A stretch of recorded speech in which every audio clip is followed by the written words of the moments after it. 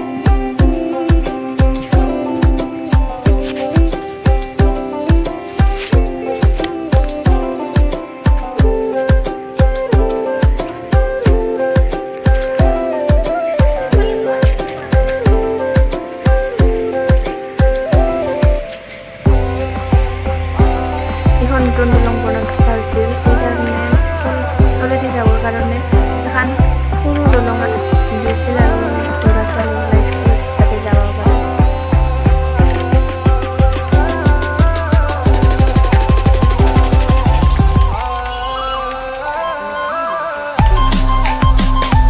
ইফালে মাহী আৰু আবুই কাপোৰ ধোৱাত ব্যস্ত হৈছে, ভিডিঅ' বনাত ব্যস্ত।